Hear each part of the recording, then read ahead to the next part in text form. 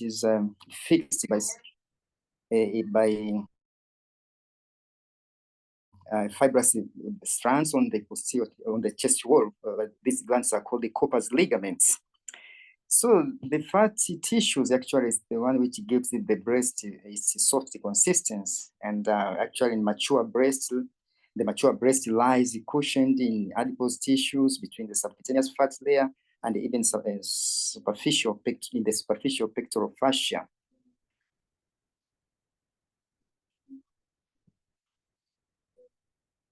John?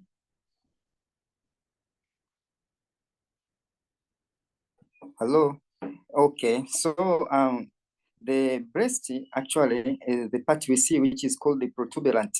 That is a prominent one. It lies between the second and the sixth ribs and it extends laterally from the lateral border of the sternum to the anterior axillary line. And furthermore, the thin layer now, the mammary tissue, which this will extend further from the superiorly from the clavicle to the seventh and to eighth ribs below, and from midline to the edge of the latissimus dorsi posteriorly. Dr. John? Another important feature of surgical anatomy of the breast is the axillary tail of the breast, which is also called the tail of Spencer. This is as a surgical importance because in most subjects it is palpable, but in a few subjects it can be seen, especially premenstrual and or during lactation. But a well-developed axillary tail or tail of Spencer is sometimes mistaken, especially in examination for a mass which is enlarged lymph nodes. So it's sometimes mistaken as a enlarged mass or a lipoma. That's why we say it has a surgical importance. Another important feature of surgical anatomy is the lobule. So this lobule is the basic structural unit of the mammary gland. They are varying in number, from 10 to 100. And usually these lobules now empty via ducts into lactiferous ducts. So they form lactiferous ducts. And this lactiferous duct, now the one which now goes through up to the nipple, and they vary in number from 15 to 20. So going on with the lactiferous duct, these are lined with spiral arrangement of contractile myoepithelial tissue, and there's a terminal ampulla. And this ampulla acts as the reservoir for milk, and sometimes when there is abnormal discharges or inflammation through them, also they can act as a reservoir, as a correction. Another important feature of importance here is the ligament of Cooper.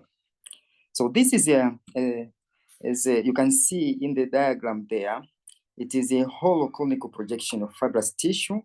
Actually, it is filled with the breast tissues around.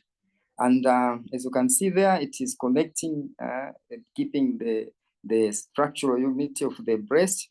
And therefore, because of its presence from the posterior up to the skin of the tissue, sometimes when there is changes, especially region like carcinoma lying over it, it can cause dimpling of the skin.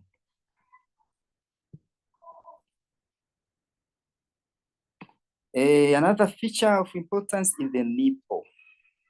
So a nipple it is covered by a thick skin, and it has corrugations. And near its apex, there lie orifices of lactiferous duct, as I explained before. And this nipple contains smooth muscles.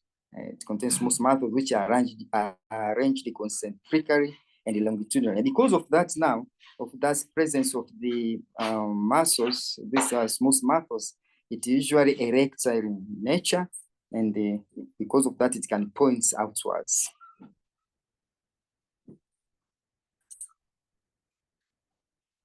So around the nipple, there is another important structure which is called the alveolar, and this contains as well involuntary muscles arranged concentrically as wings as well as radially in the subcutaneous tissue. And through it or within it, there is an important feature which is called the Montgomery's tubercles. And these are sebaceous glands in nature, and they are in the alveolar epithelium, and they usually enlarge during pregnancy and breastfeeding. And their function is to lubricate the nipple because they produce the secretion which lubricate the nipple, especially during lactation. Recording in progress. So let's continue now with another features very important in the they are related to breast, and these are lymphatic drainage. So lymphatic drainage of the breast drain into axillary and internal mammary lymph nodes.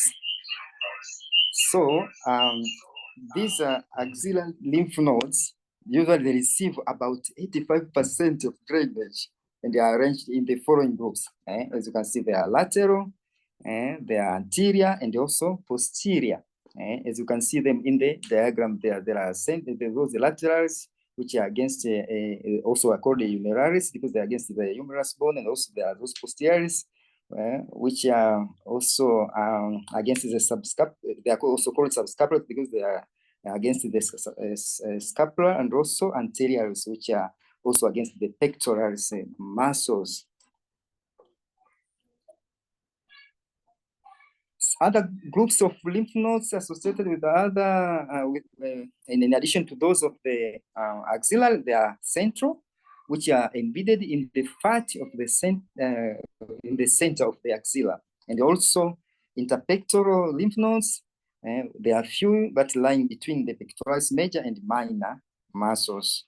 And the other group is the apical, which lies above the level of the pectoralis minor tendon in continuity with the lateral nose, and they receive the efferent of all these other lymph nodes. So the other features, lymph nodes are internal mammary nodes. Of course, they are few in number. They lie along the internal mammary vessels deep in the plane of the costal cartilage, and they drain the posterior third of the breast, and they are usually in the surgical dissection, they are not dissected.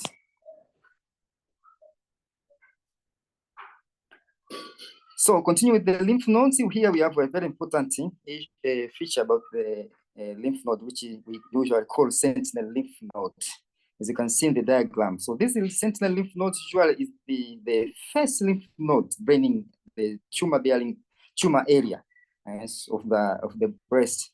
So it is the first one. As you can see in the diagram, in the picture there, it can be evaluated and found using the dye which can be inserted in the tumor, and then after examination, then you can find which lymph nodes have acquired that dye, and because of that, we know that this lymph node has been the first one to drain that part of the breast, and because of that, that can be taken and be examined for the presence of malignancy. Let's continue now with another feature of importance in surgical. It's the blood supply. This is also very important. Actually, blood supply to the breast is derived from the internal mammary artery, or sometimes it's called the internal thoracic artery, and the lateral thoracic artery.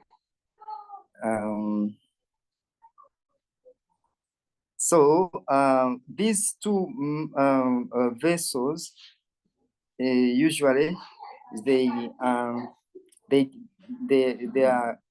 give the rise to the posterior intercostal arteries, especially the internal mammary artery.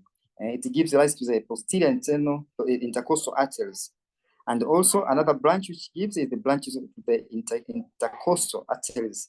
So this is the branch of the posterior intercostal arteries, and usually it gives the other branches which goes through the intercostal, follows the intercostal legion, and then they produce the other vessels which perforate from posterior of the breast and they are called because of that perforating branches of internal mammary artery.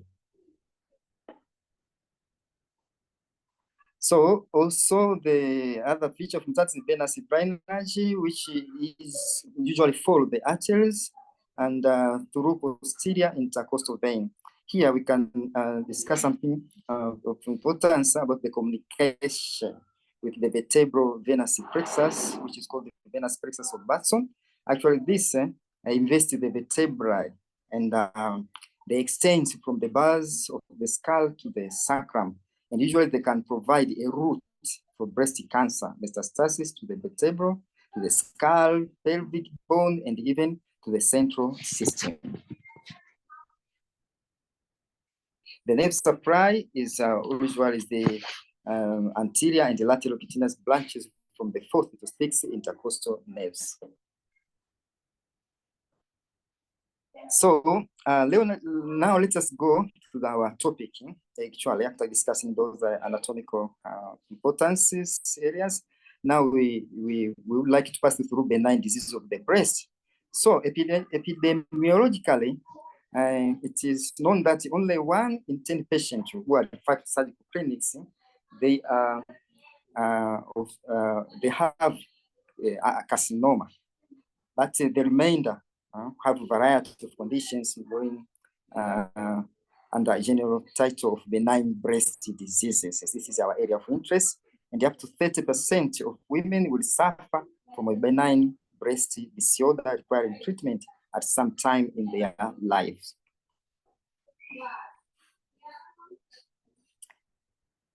So, as far as benign breast region are concerned, we have to know some investigations of importance. And here we know that although that when we have accurate history and clinical examination, that these are very important, can give us a clear diagnosis, but the investigations are very important. Actually, investigations, they precede palpation, and also requires careful observation for the patients. Usually for examination of breast, we have passed through steps. The first one is to observation. So we observe the patient with hands relaxed, and you observe the features, and also with the hands raised above the head, also observe what your features, and also when the hands are compressing the waist, when we contract the pectoral muscles. Therefore, the features which we observe we observe are like the symmetry, for example, of the breasts, the size of the breasts, and also any changes of color, especially start with the nipple. If there are any discharge, if there are any eczema or any lesions also. After that, then we go through the alveola to see if there are any changes of color of the skin. And after that, you observe also the skin around the breasts. We see if there is any contraction or retraction of the skin. All the things will give us the clue about the changes of this malignant of these benign lesions or malignant lesions. And also after doing after that, we go to the palpation.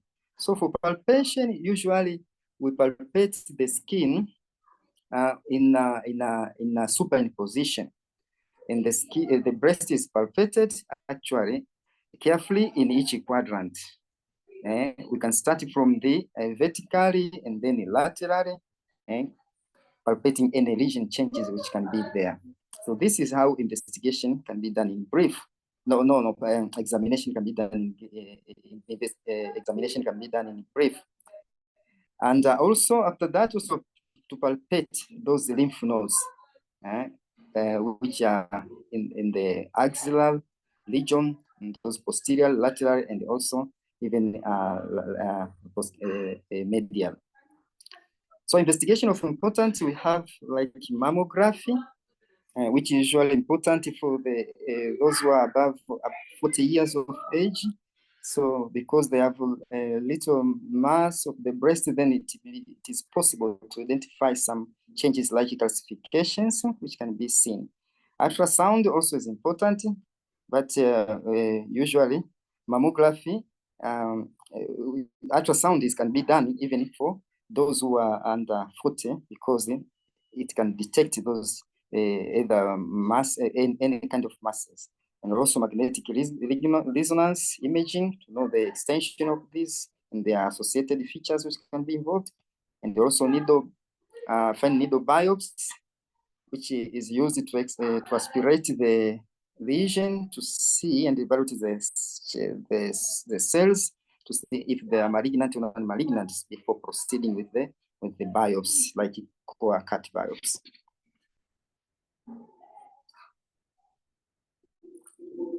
So in short, for assessment, this picture can give us a summary whereby if we undergo all this through that, we can be confident of diagnosis in 99.9% of the cases.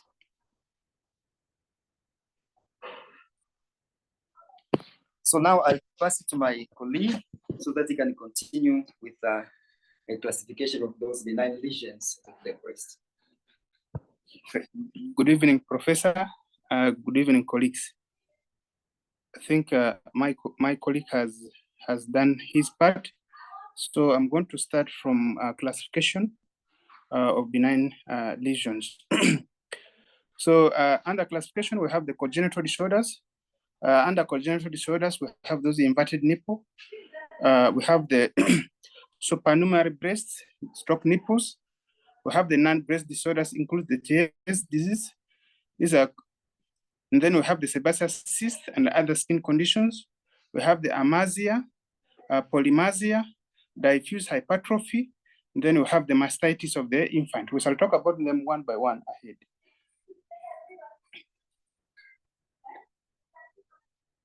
John, we go to the next slide.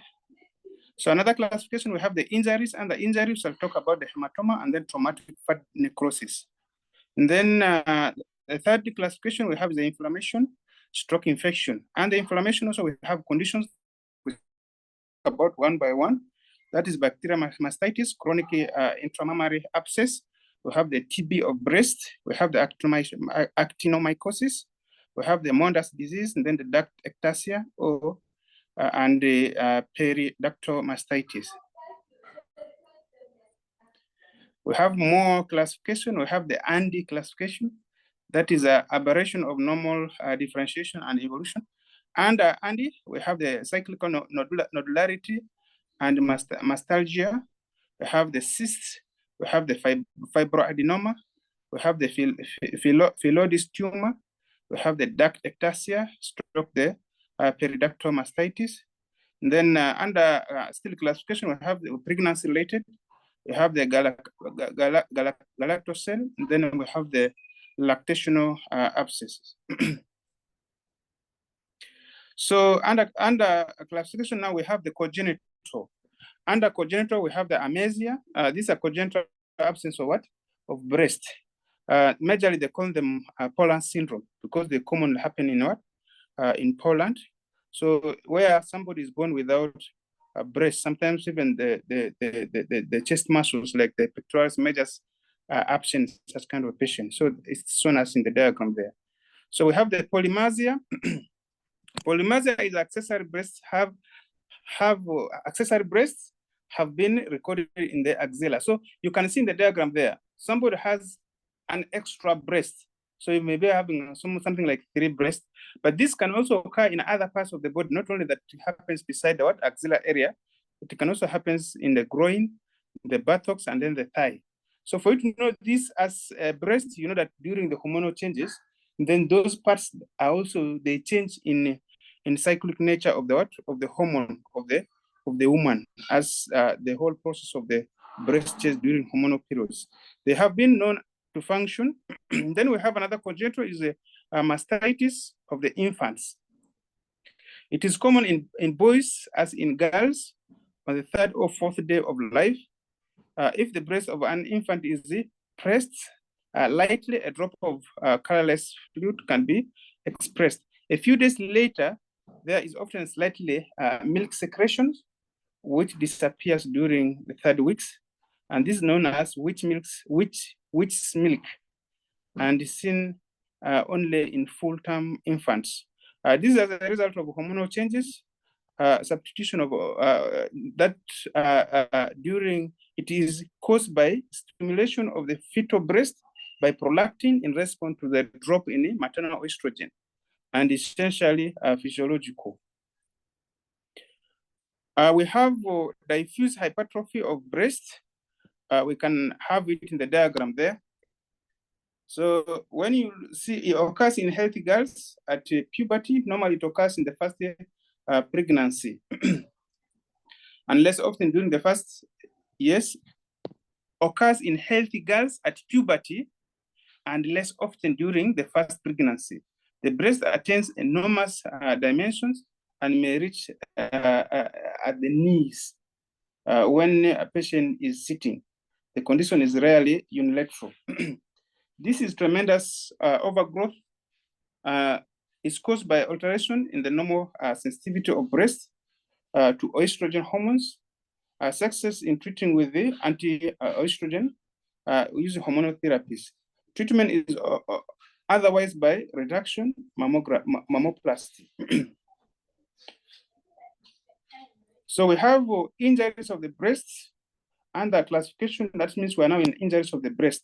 Under injuries of the breast, we have the hematoma, gives rise to lump, which in the absence of overlying bruising. So this hematoma normally happens either in the absence, okay, it may happen accidentally in a woman, it is knocked or she fell, she may not realize this. And then where inflammation takes place, then fibrosis starts from there. So later, this happens in women as a result of trauma. Next. So under still injury of the breast, we have the traumatic fat necrosis. This still have the same happening as the other one of hematoma. Traumatic fat necrosis may be acute or chronic and usually occurs in stout and middle-aged women. Causes following a blow or even indirect violence in the lump, often painless, appears in a blunt impact, can interfere with the local blood supply, and together with the hematoma causes fat necrosis. The use of therapeutic anticoagulants in patients with the very large or pendiculous breast in a very minor trauma may precipitate this traumatic fat necrosis. So the investigation we have for this is the same as for any other discrete lump. The condition resolves with the time, and the specific treatment is not required for this patient. So we have another inflammatory conditions of the breast. One is we have a bacterial mastitis. This is bacterial infection commonly caused by Staphylococcus aureus. If not treated earlier, may result into breast abscess. That's what I can really say about it because it is straightforward. So we have the tuberculosis of the breast. Tuberculosis of the breast is usually associated with the active pulmonary tuberculosis or tuberculous cervical adenitis. It occurs more often in parous women and usually presents with multiple chronic abscesses and sinuses, and typically bluish attenuated appearance of surrounding skin. So you can look at that, those characteristics, has very many sinuses, bluish appearance, so should give you a clue of tuberculosis of the breast. The diagnosis rests on bacteriological and histological examination. So treatment is anti-TB therapies. That's normally we give anti-TB therapy. Healing is usually often delayed. So mastectomy should be restricted to a patient with persistent residual infection. So when you look at those diagrams, you can easily confuse it to think that a patient has cancer and there's metastasis to the what? Lymph nodes, and then you may end up making a wrong conclusion that this patient has a cancer and you're supposed to take off the breast. So you have to really analyze it as the characteristics shown up there. So we go to the next slide. So still we have inflammatory conditions. We have actinomycosis of the breast. This is a bacteria infection caused by a bacteria called Actomyces israeli of the breast. It's rare still. The lesion presents essential characteristic of fasciocervical actinomycosis. Go to the next slide. So we have the Mondus disease. Mondus disease is thrombophlebitis of the superficial vein. These are inflammation of the superficial veins of the breast and anterior chest wall. In the absence of injury or infection, the causes of thrombophlebitis is obscure. The pathognomonic feature is a thrombosed subcutaneous cord, usually attached to the skin. When the skin over the breast is stretched by raising the arm, the narrow, shallow subcutaneous groove alongside the cord becomes apparent. So you can see the demonstration there, Mondus cord, where they have written Mondus cord. You can see the subcutaneous groove that is created there. The only treatment required is restricted arm movement. It is often a self-limiting disease without any recurrence or complications or deformity. So we have the inflammatory conditions. Under inflammatory conditions, we have the duct ectasia. Uncertain etiology occurs most often in multiparous who have not breastfed.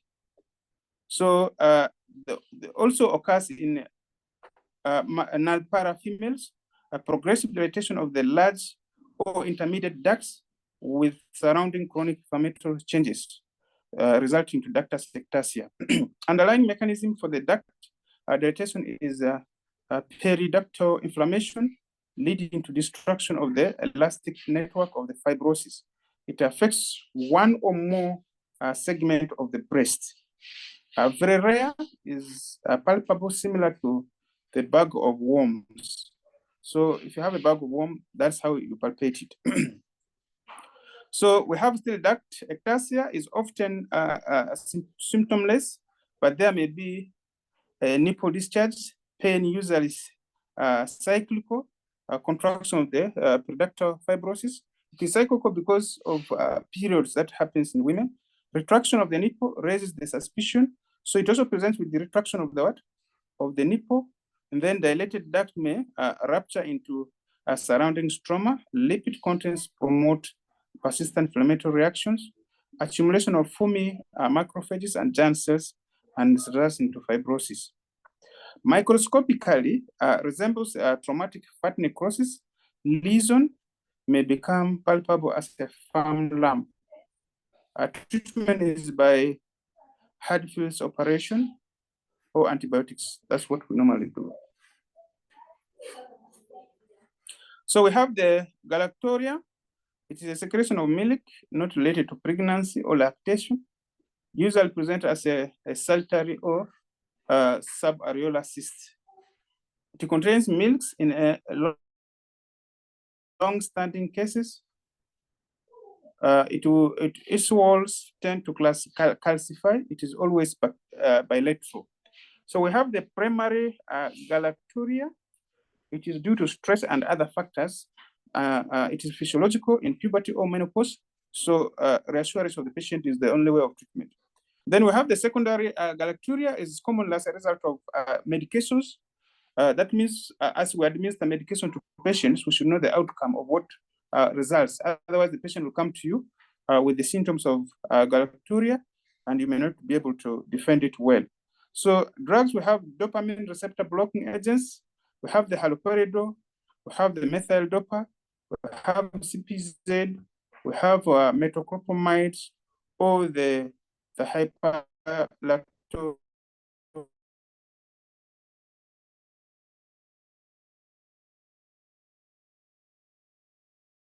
of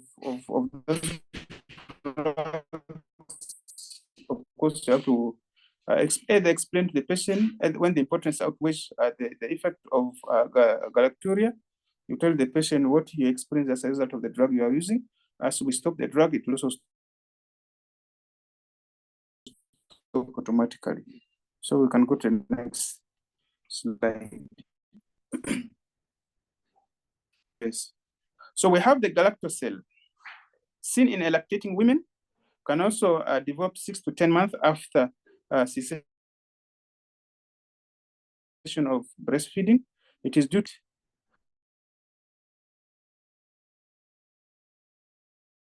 so this results in the dilatation of the lacteal sinus, spiciferous sinuses. It contains milk and epithelial debris within. It is a retention cyst due to blockage of a single duct, which begins under the areola.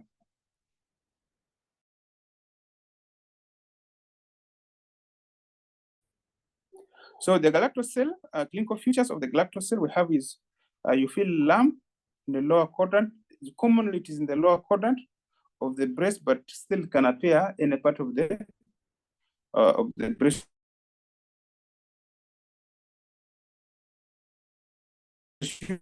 Unilateral, lateral free mobile, soft, fluctuating, and is not tender. It is a retention cyst subareolar type. So in examining the galactocele, you have to be very careful, otherwise you end up confusing it with what? Fibroadenomas, which are also move, soft, they move in the breast. It may get, but for the fibroadenoma, we shall see it as we move ahead, it is precipitated. It may get precipitated carcinoma breast. If it gets infected, it forms an abscess. So the management of galactocele is by either you do aspiration of the content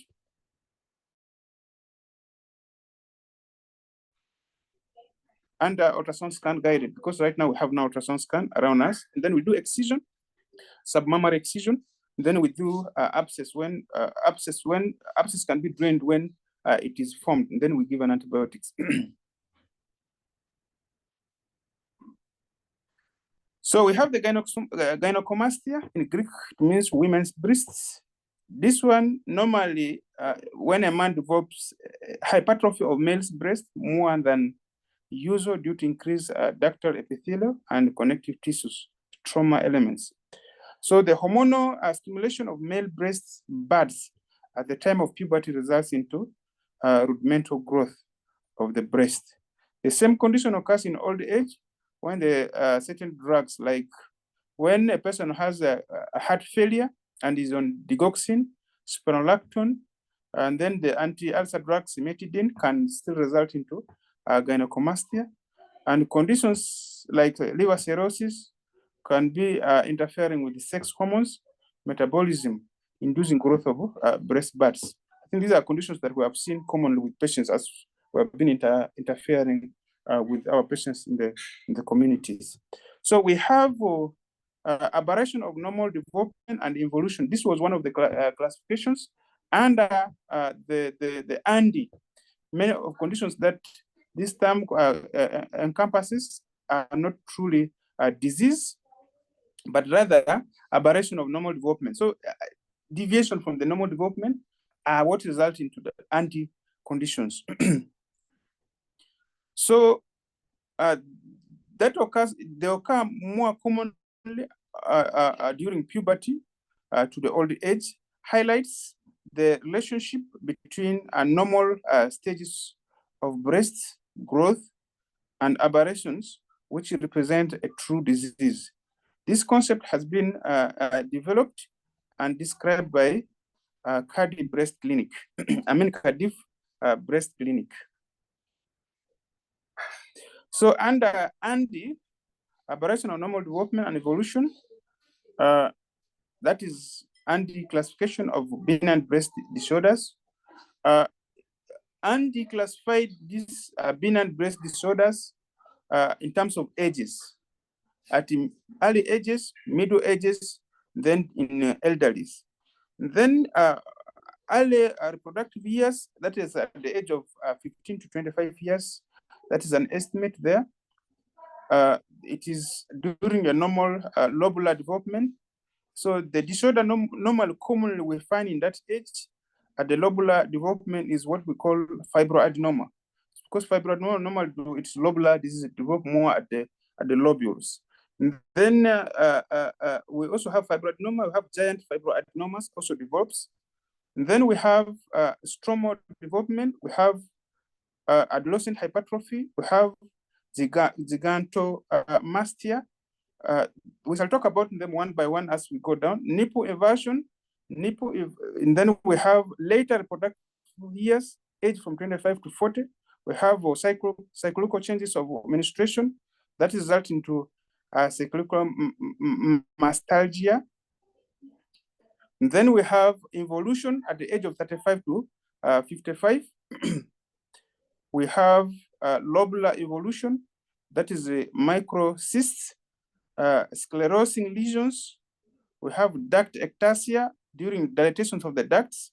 Then we have sclerosing nipple retractions. Then under epithelial turnovers, we have epithelial hyperplasias. So we can go to the next where we handle conditions one by one. So under breast lumps, a breast lump is a swelling, protuberance in the breast. A benign discrete lump in the breast is commonly a cyst or fibroadenoma. True lipomas occur rarely in the breast. So we have the lumpiness, may be bilateral, commonly in the upper outer quadrant, or less commonly confined to one quadrant of one breast. The changes may be cyclical, with an increase in both lumpiness and then often tenderness before menstruation period.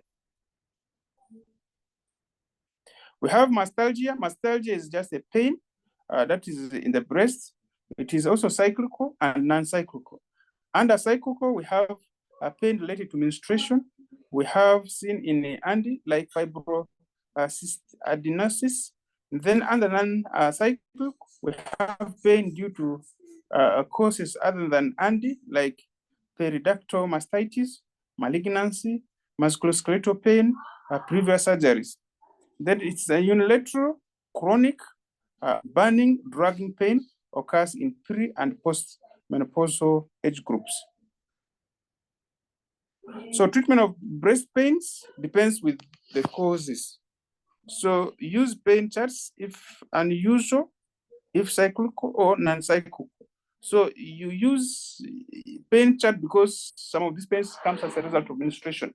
So you know when the person has the menstruation, that's when you initiate the patient on the pain killers. Also allows time for reassurance to become active, firm bra during the day, and soft bra at night. These are counselings and advices you give to our patients. Works for some, although not very efficacious. So those who walks around, they feel like they're a bit relieved. A better effect in women over 40 years old than in young women. So there are drugs that we have down there. That is the danazole, 100 milligram. So you start at 10 milligram per day and increases as the pain also increases. But if the pain is, as you give the first dose and the pain is subside with that first dose, that means you don't increase the dose. So we have the tamoxifen. Tamoxifen is hormonal modulators. I think Professor talked about it. So not licensed for the indication, but occasionally very helpful to use it, but it's not licensed to use for the pains. So we have the breast cysts, occur most commonly in late decade of reproductive life, results from evolution of stroma and epithelium, may be bilateral or mimic malignancy. Diagnosis can be confirmed by aspiration and or ultrasound. Typically presents suddenly and cause alarm because patients feel like maybe it is cancerous. Prompt diagnosis and drainage provides immediate relief. So we have treatment of breast cysts. Is what I talked about briefly. It's ultrasound scan guided aspiration, or we can do small collection cysts. I mean, aspiration of solitary cysts or small collection cysts. Core biopsy or local excision can also be done. It is a residual lump, and fluid is blood stained. This excludes cyst carcinoma, which is more common in the elderly. So that means if this cyst happens in elderly, we should be conscious that it can be cyst adenocarcinoma. So we have the fibroadenomas, a benign encapsulated tumor, commonly in young female of 15 to 25 years old, though also occurs in much older women.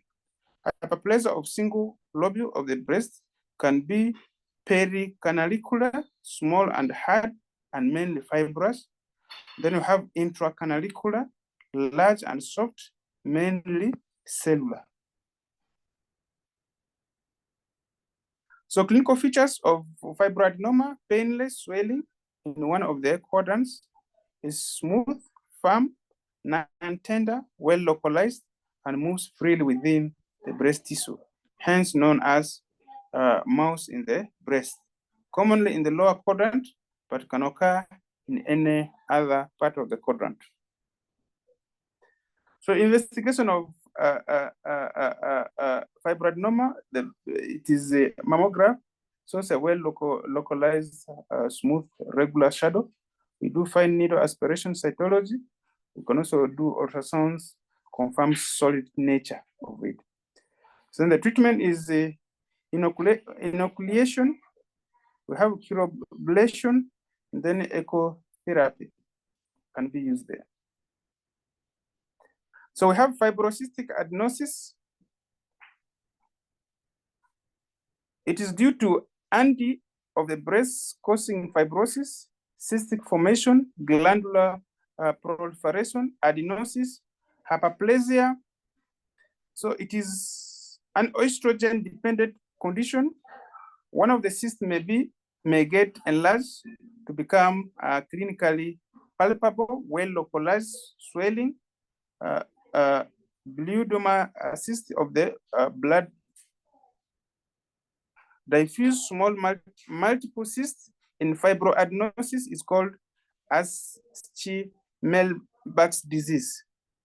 So the way it presents is what we can see in our diagram. I think we have seen how the cyst presents there and spreads as it spreads, can be from one localized, can be diffuse. You can see how either it can be one or it can be multiple. So we can go to the next slide. So we have the clinical features. Presentation is most common in menstruating age groups: bilateral, painful, diffuse granular, tender swelling, better felt with the palpating fingers and poorly felt with the palm. Not fixed to the skin, muscles, or chest wall. Pain and tenderness are more during menstruation. It is subsides during pregnancy, lactation, and after menopause. We have, that is discharge from the nipple. When present will be serous or greenish due to the mixture of serous exudate and ductal epithelial cell debris. So we have fibrocystic adenosis. The treatment we have here is, it's always conservative. We use oil of evening, primrose. We have the gamolenic acid, danazole. We use NSAID and tamoxifen are the common drugs we use. And then surgery, we can do subcutaneous mastectomy. Excision of the cyst is what we can do in surgery. So we have the phylloid tumor. It is called cystosarcoma phylloids. It varies from almost a benign condition to a locally aggressive. Usually occur in women over the age of 40 years, but can appear in younger age. So we can look at the diagram how the phylloid tumor looks like. They present as a large, sometimes massive tumor with unevenly buccinated surfaces. So when you look at it, it looks scary, and you may think possible is malignant. That's why any lesion, you get either benign or malignant. You can't make a conclusion on it. You first need to do either cytology or histology for it. Sometimes with the metastatic potential to lung, metastatic potential to the lungs. So the types we have are the benign phylloids, is the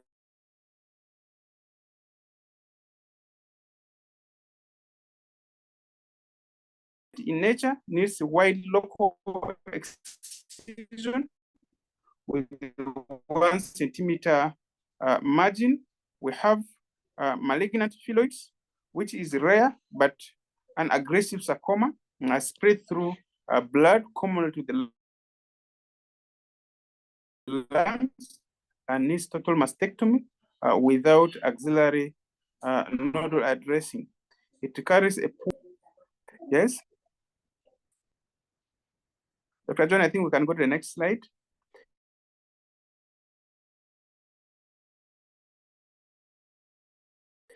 So we have the grading of phylloids tumor, depends on mitotic index and degree of phylomorphism. They are graded as low grade to high grade tumors. Gross, that's a large capsulated area with the cystic space and cut surface so soft, brownish cystic areas. We have the microscopy. It contains cystic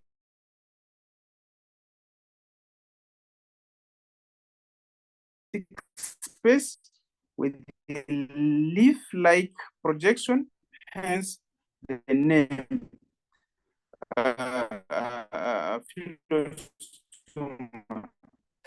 Then the cells show hypercellularity and phylomorphism. It may be a variant of fibroadenoma of the breast. The gross appearance of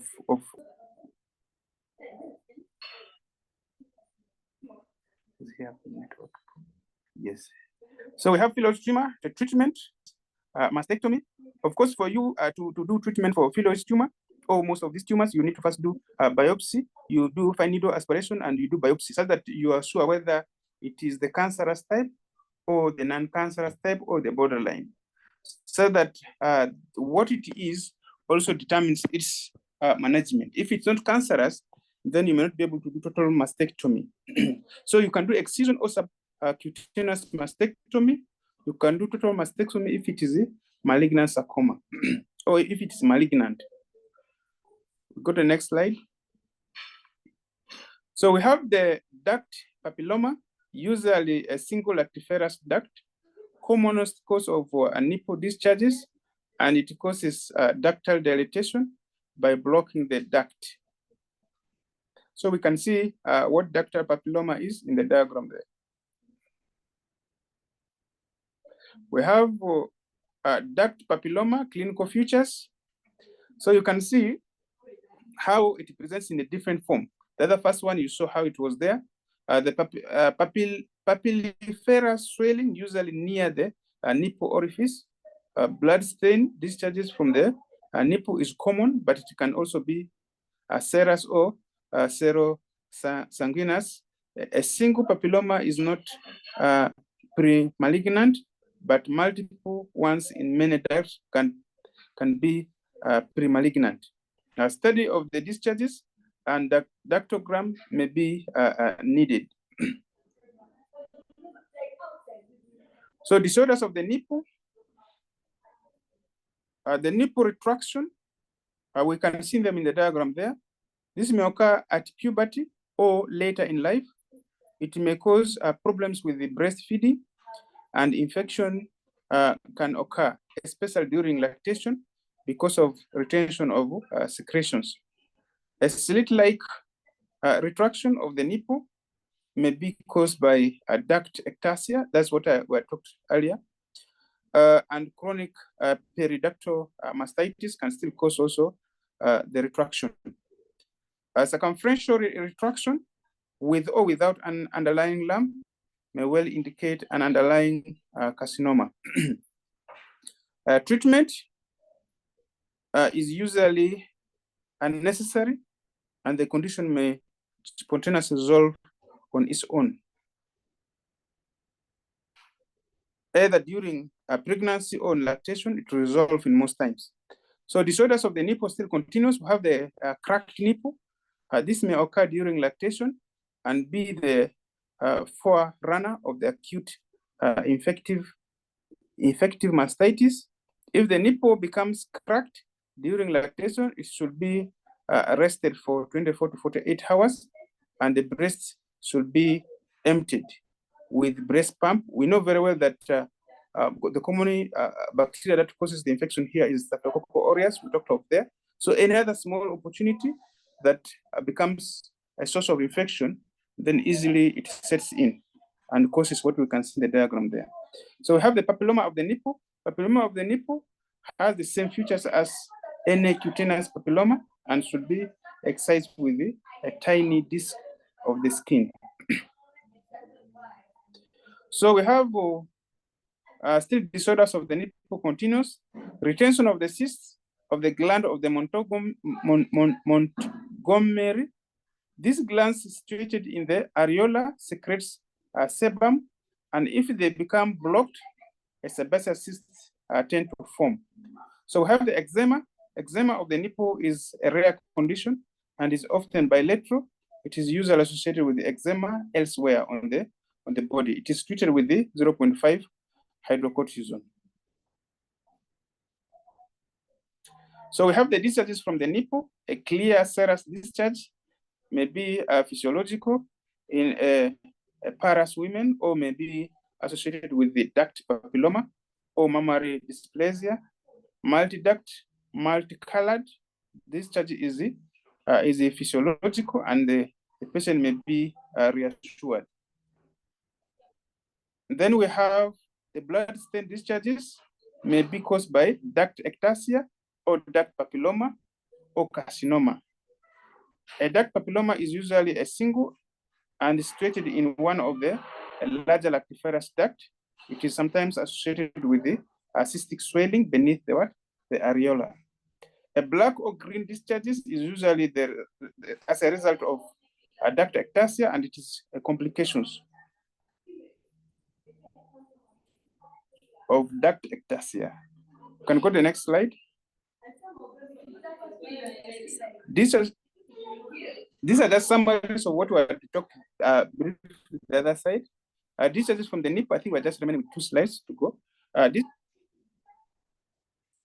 Yes, the whole summary of this discharge disorders of the nipple, I think they are already talked of there, and they're the same things what they talked of. The listed of adjacent disease, skin disease, eczema, which we all talked about, rare causes. Then we have disorders from the single duct, blood stained. We have the intraductal papilloma, which we have already talked about. Intraduct carcinoma, we have talked about. Duct ectasia, we have already talked about it. Then we have the serous fibrocystic diseases, duct ectasia. Then we have the carcinoma, like phylloid tumor, which was also having cancerous elements in it. We have the discharges from more than one duct, blood stains, more of carcinogenic carcinoma, ectasia, fibrocystic diseases as a result, the normal manifest with blood stain. We have the black or green, that is common with duct ectasia. We have the purulent discharge. These are common as a result of infections. The serous discharges are as a result of fibrosis, then as a result of carcinoma can also present with serous. Then milk, that is lactation, rare causes can result into milk production, but we still also have hypothyroidism. Pituitary tumors also presents with milk production. So thank you very much. Those are our, that is our presentation. Anybody who can add into our